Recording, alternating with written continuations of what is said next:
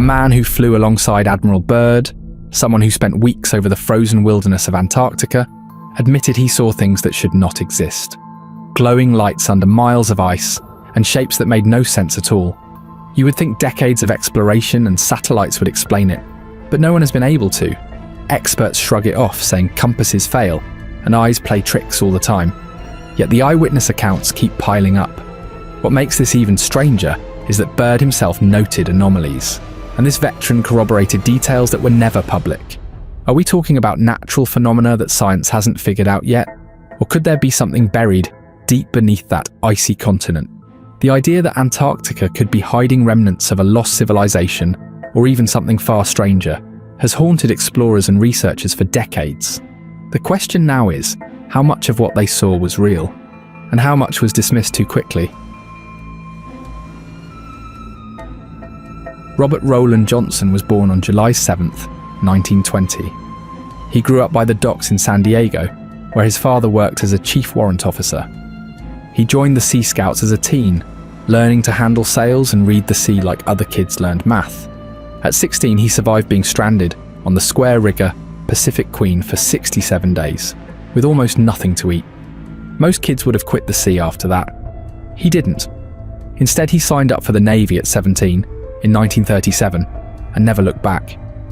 When Admiral Richard Byrd began picking men for the 1939 United States Antarctic Service expedition, Johnson volunteered. He was 19, the youngest on the team, working aboard the USS Bear. The way he got in says a lot about him. Byrd didn't grill him on technical stuff. Looking straight at him, he asked if he could keep a secret. Johnson gave his word, and he never broke it for the next 80 years. Byrd wanted quiet, steady men who would follow orders and never speak of what they saw. Johnson fit perfectly. He went back to Antarctica 2 more times, first with Operation High Jump in 1946, a massive military effort, and again with Operation Windmill in 1948. He left the Navy in 1956 as a senior sailor and then worked at the post office until 1990. By then he was a man of routine, the kind neighbours describe as polite but distant. For almost 80 years he didn't talk. He refused interviews, skipped reunions, and wouldn't even discuss Antarctica with his own family. He wasn't afraid, at least not in the way people think. He believed the world simply wasn't ready to hear what he had seen. He was protecting it, or maybe protecting us. By the time he turned 99, Johnson realised he was the last man alive who had been on that first pre-war expedition with Byrd. Everyone else had died, taking their secrets with them. That weight pushed him to finally act. In his words, he was tired of carrying someone else's silence. He said the truth mattered more than orders now. So, in 2023, at the age of 102, and not long before his death, he agreed to tell his story. According to him, Operation High Jump had a mission within the mission. A few men got direct orders from Byrd himself, bypassing the usual chain of command. As Johnson notes, the group stumbled on a massive ice ridge that seemed to glint like metal. Under their boots, they felt a steady vibration, almost like the hum of distant machinery. In the ridge was a fissure that looked anything but natural, more like it had been engineered. 2 men entered, but only one came back, dragged out alive but mute, never speaking another word for the rest of his life. Johnson said they also saw a wide concrete stairway carved into the glacier itself. He was sure no Antarctic research team had built it. This wasn't something left by explorers or scientists. This was something else. And then came the moment that stayed with him for the rest of his life. Byrd flew out alone one day. When he came back, Johnson described him as utterly shaken. Byrd later pulled him aside and made it clear never to let what they had all seen slip from memory before walking away. For Johnson, giving his testimony was like handing off a baton. He saw it as fulfilling Byrd's request to never forget. He gave the memories away so they wouldn't die with him. After his death, his family found a handwritten journal and a sealed envelope marked, "To be opened if history still cares." Inside was an affidavit confirming his direct involvement. His words lined up with bits of classified files and reignited debates worldwide about what Antarctica might be hiding. But what do we actually know about Byrd? With Johnson leaving behind proof that lined up with official files, how much of his expedition has he really revealed? And how much remains locked away? Admiral Richard Byrd had already lived a life that made him larger than life. This was the guy who was praised as the first to fly over both the North and South Poles. He'd led multiple expeditions, some private, some funded by the US government. He even managed to survive carbon monoxide poisoning from his own stove, while stationed alone at a weather outpost in Antarctica. Surviving extreme cold and hauling planes across the poles was only part of it. He was also charting unknown territory, putting untested equipment through trials that would have broken most men. Bird's trips to Antarctica weren't just for fun. There was a reason behind every flight and every survey. At that time, the United States was starting to realize Antarctica wasn't just a frozen wasteland. Scientists wanted to study it, and the military wanted to know more about it too. Bird was the guy they trusted to go there because he could handle the extreme cold, the long isolation, and all the unexpected problems that came with exploring a place no one really knew.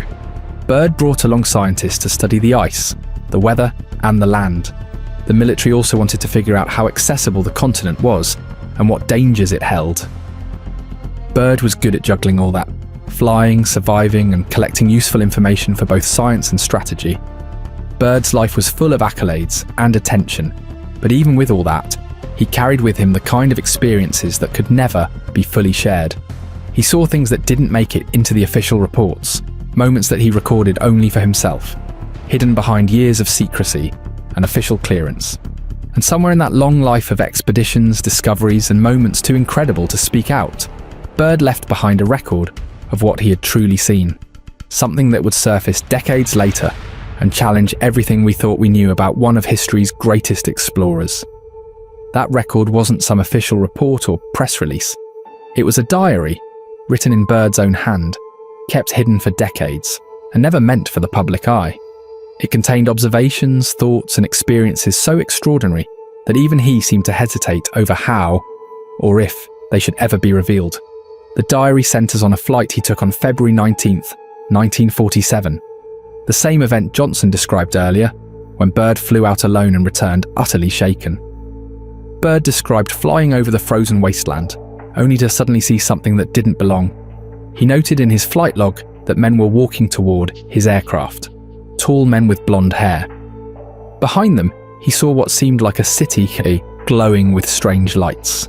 At that point, he heard a voice call his name, ordering him to open the cargo door.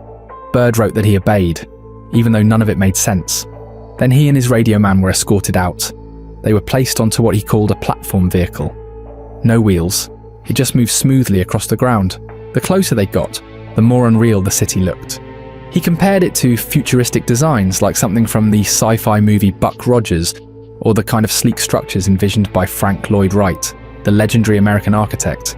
He even remembered being handed a warm drink that he said tasted like nothing he'd ever had in his life.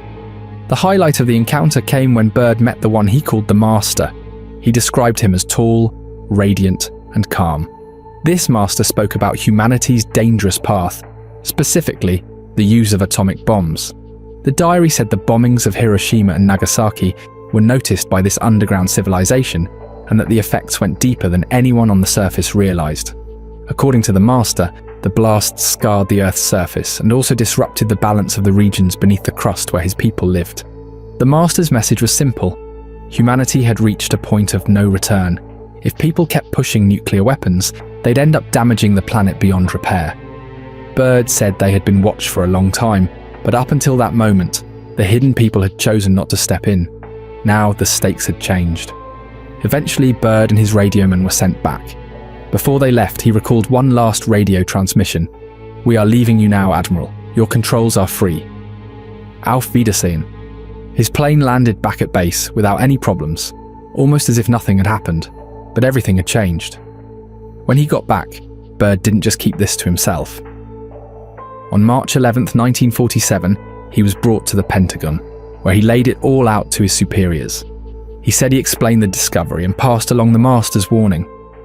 That meeting ended with him being locked down for more than 6 hours and interrogated by security and a medical team. When it was over, he was flatly ordered to keep silent. National security rules, they told him. His job was to obey. That's where the diary takes its final dark turn. In 1956, just before his death, Bird wrote that he felt his life was almost over. He admitted it was against everything he believed in to to keep silent. To him, truth mattered more than orders. That's why he ended with a sentence that still rattles people who come across it. He wrote, "For I have seen that land beyond the pole, that centre of the great unknown."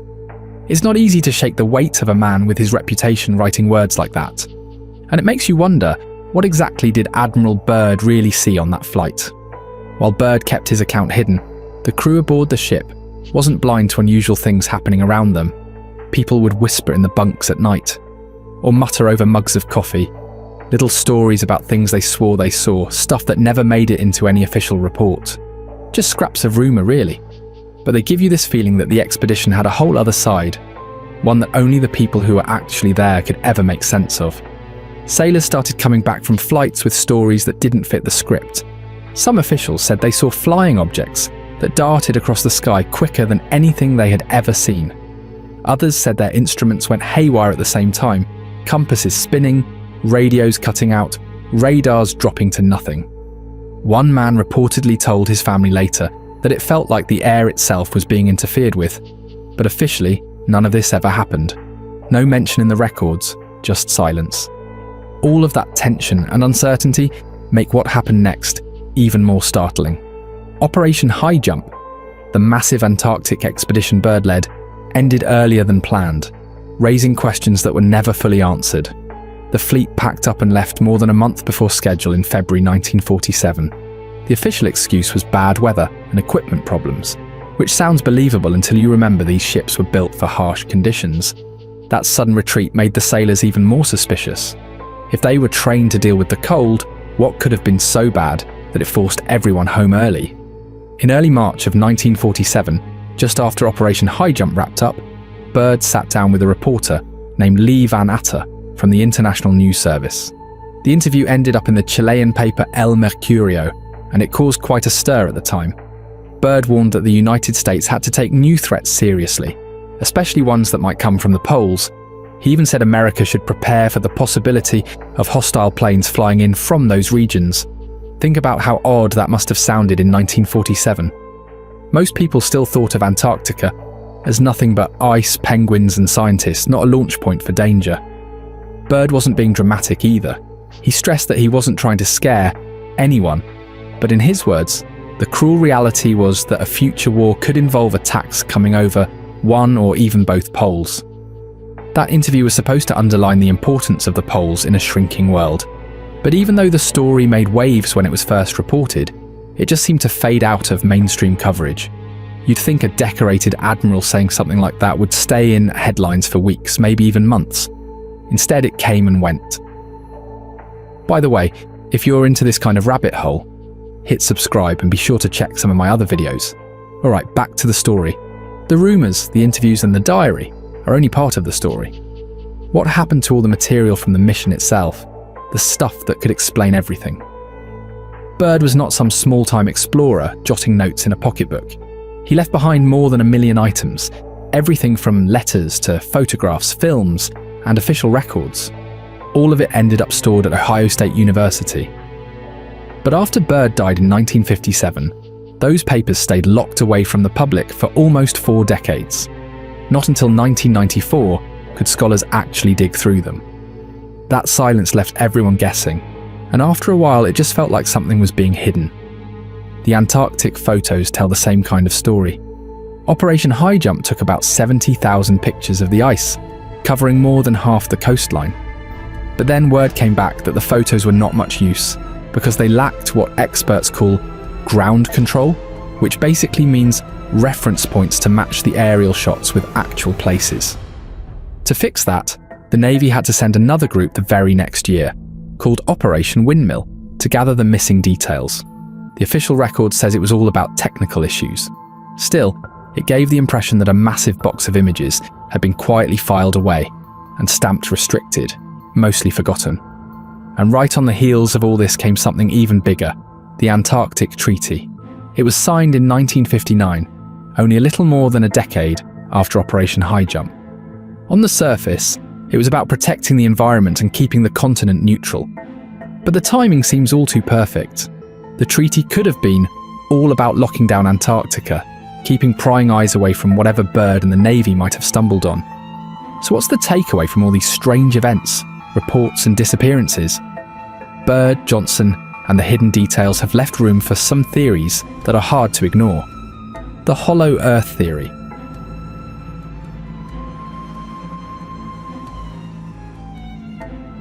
The Hollow Earth idea is the claim that Antarctica might actually be hiding a doorway into another world right beneath our feet. Sounds wild, but once you hear how people tie it to Admiral Byrd, you start to see why it caught on. The Hollow Earth theory is not brand new. Way back in the 1600s, even smart folks like Edmund Halley, the guy famous for Halley's Comet, thought the planet might be layered with hollow shells and open spaces inside. A couple of hundred years later, a man named John Cleves Sims Jr. pushed the idea that the Earth had giant openings at both poles. He was so serious about it that he tried to convince Congress to fund expeditions to find what he called Sims holes.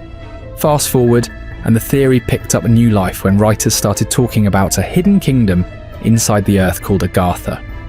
In these stories, it was not just caves or tunnels, it was a full underground civilization, complete with forests, lakes, and advanced beings who lived longer, knew more, and had tech we could not even dream of.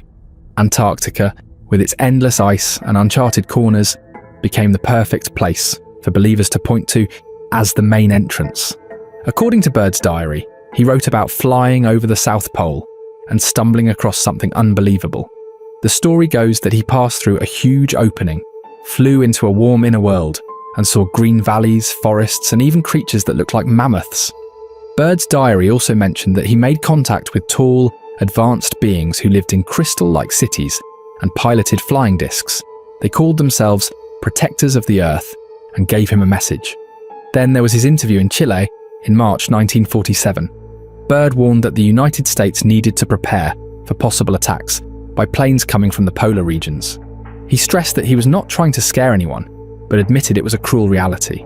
He said planes could come over either pole at incredible speeds, catching the country off guard. To most people, that was a Cold War warning about Soviet bombers. But for those who study the Hollow Earth idea, his words suddenly take on a new context. What if he was hinting at advanced craft hidden in the polar regions, possibly from a world beneath the ice? But if Bird was hinting at something unusual in the polar regions, it opens the door to another story people have been talking about for decades, a theory about a secret Nazi base hidden under the ice. It all began before World War II even kicked off. In late 1938, the Germans sent a ship called the MS Schwabenland down to Antarctica. On paper, the main goal was to hunt for whale oil, which was a big deal at the time because it kept their economy running. But this wasn't just a fishing trip. The ship had catapults to launch seaplanes, and over the course of the expedition, they flew about 15 survey missions. Those planes managed to map roughly 600,000 square kilometers of Antarctica. That's a chunk of land almost the size of Texas. To make their presence clear, they dropped markers stamped with the swastika all over the place. They called the territory New Schwabenland, or New Swabia. Now here's where the rumours start to grow. The Germans claimed they had found ice-free areas with lakes warmed by geothermal heat, and even big coal deposits under the ice. Pretty soon, stories started swirling that the Nazis had much bigger plans than just mapping land or finding whale oil. The theory was that they were secretly scouting out a place to build an underground fortress. People point to a line supposedly said by Admiral Karl Dönitz, the head of the German Navy. He was quoted as saying the U-boat fleet had created an invulnerable fortress, a paradise-like oasis in the middle of eternal ice. Dönitz could have been hinting at a base in Antarctica, tucked away in ice-free caves warmed by the Earth itself. According to the story, this hidden spot became known as Base 211, but it doesn't end with the war. After Germany surrendered, 2 U-boats, U-530 and U-977, showed up months later in Argentina, far from home. Both surrendered in the summer of 1945. By then, the war had been over for weeks. So why were they still at sea? According to rumours, those subs weren't just hiding. Some believe they had dropped off high-ranking Nazis, secret treasure, or even advanced technology at the Antarctic base before heading to South America. And here's where the dots get connected. Some argue that Operation High Jump wasn't just about training or exploration. They say it was really about finding and destroying the Nazi base hidden in Neuschwabenland. On the surface, Operation High Jump was described as a military training mission and mapping effort. But the scale was massive.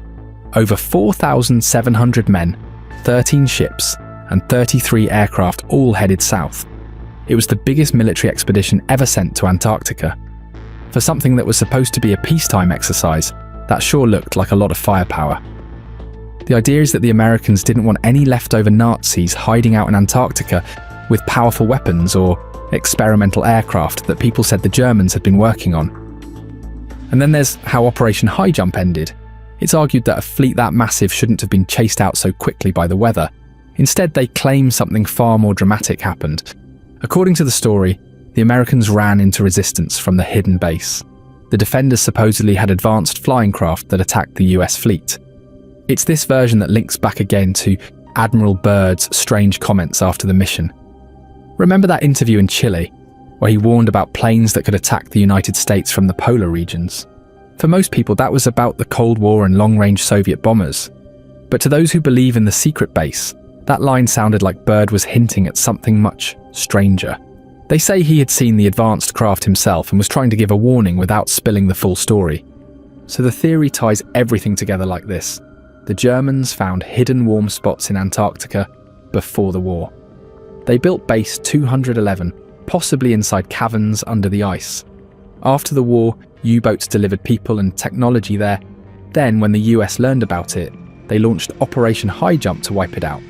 But when they got there, they ran into a fight they weren't expecting. Some even stretch it further, saying the Nazis had help from extraterrestrials. And some people take that last part even further. If the Nazis really had help from advanced outsiders, could it be that Antarctica has been home to non-human activity all along?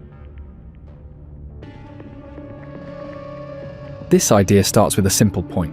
Antarctica is huge, isolated, and mostly unexplored. It's one of the few places on Earth where you could hide something massive without anyone noticing. According to this theory, that's exactly what advanced beings have done. They've set up bases, either buried under the ice, tucked inside natural caverns, or hidden deep below the ocean where no one can go. Some even use the word crypto-terrestrials to describe them. Basically, the idea is these are not visitors from faraway planets, but beings that have always been here, staying out of sight. Supporters of this theory often point to sightings of strange craft in polar regions. These aren't just normal planes. They're described as disks, or saucer-shaped objects that can move from air to water like it's nothing. That matters because it fits with the idea that something could be hiding under the ocean, or trapped in lakes under the ice. Antarctica has hundreds of these lakes sealed off under miles of ice. Add in warm spots under the ice and huge caverns, and you've got places that are easy to hide things.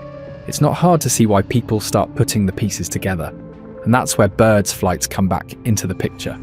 Supporters of the theory say he wasn't just exploring for maps or science.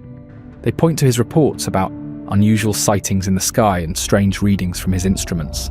Some think he may have actually seen some of these mysterious craft, or the signs of whatever might be hidden beneath the ice.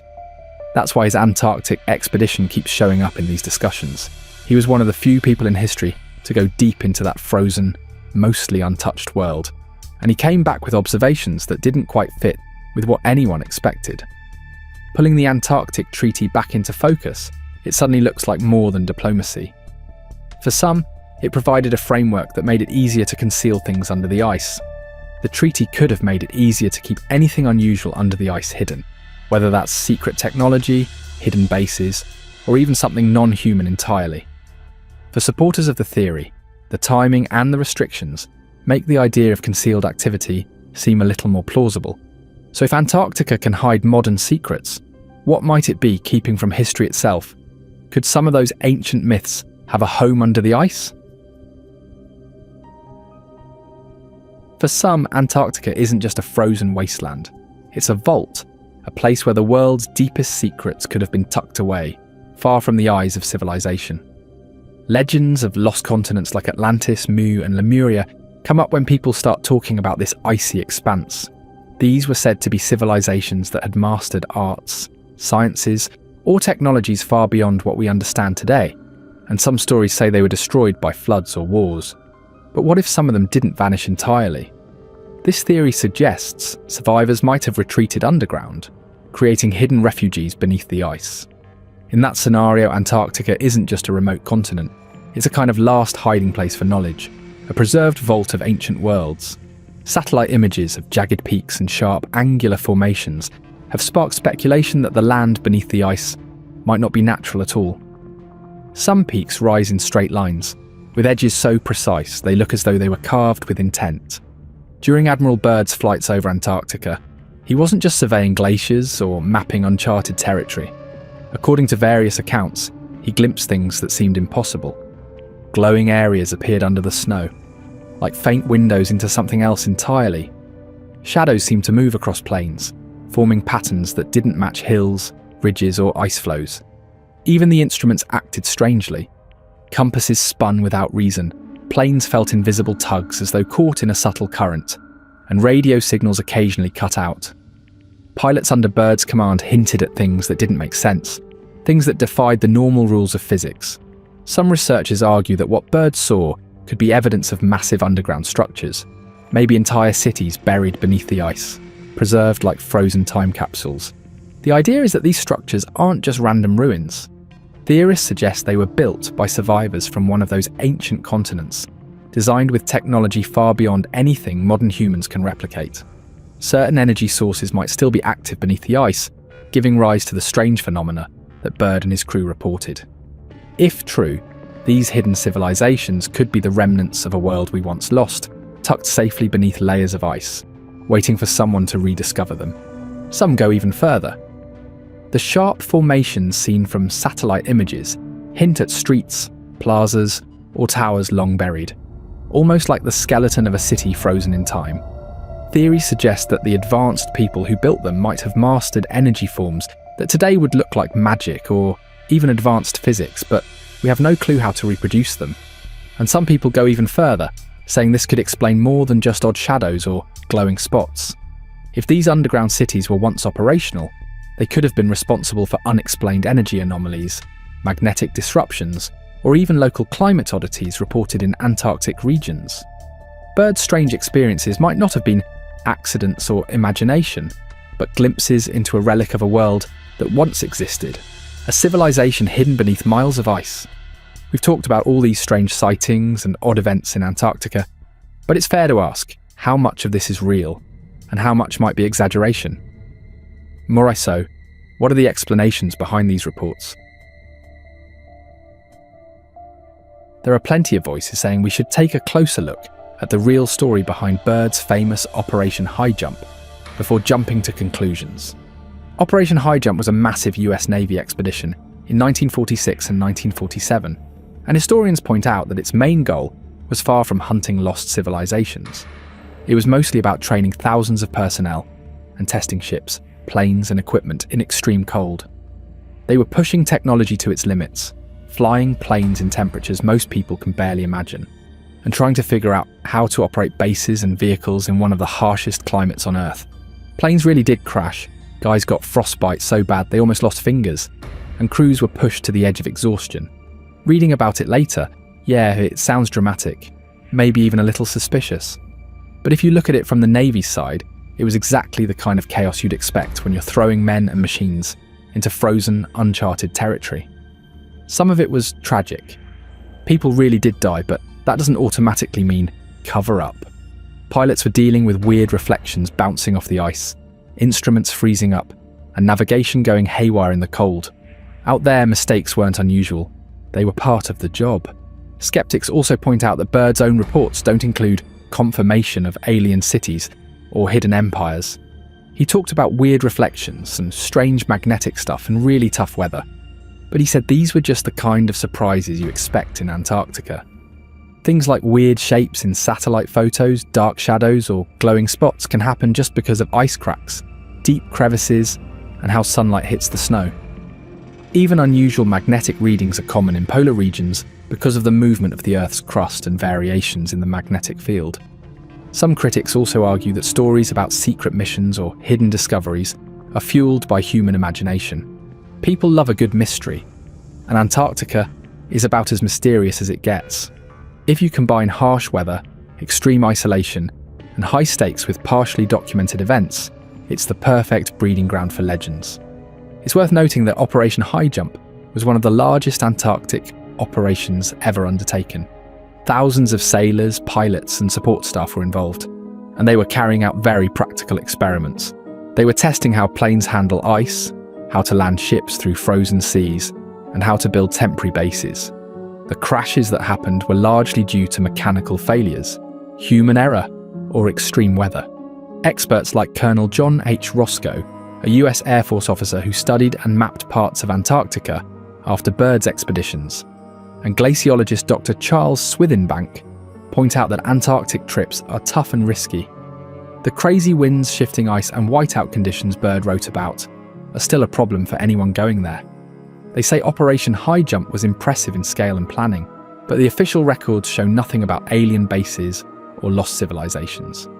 Most of the so-called mysteries, according to these experts, come from people reading too much into things and stories getting blown up over time. Then there's the so-called secret diary of Byrd, which pops up in almost every story about hidden Antarctica mysteries. According to these accounts, Byrd supposedly recorded seeing things that seem straight out of science fiction. But when historians and scholars take a close look, the diary raises a lot of red flags. The writing style doesn't match Byrd's normal journals, and some of the dates and locations just don't line up with official records. Certain passages contradict the documented routes and events of the expedition, and the level of detail about these extraordinary phenomena seems more like a story meant to impress than actual reporting. Experts often conclude it was created later by someone trying to capitalise on the intrigue surrounding Byrd's Antarctic work. The thing is, even with all the missing records and people calling it nonsense, the story never really goes away. Byrd's diary is still there. Johnson's words are still out there. And those quiet little rumours, they just keep circling.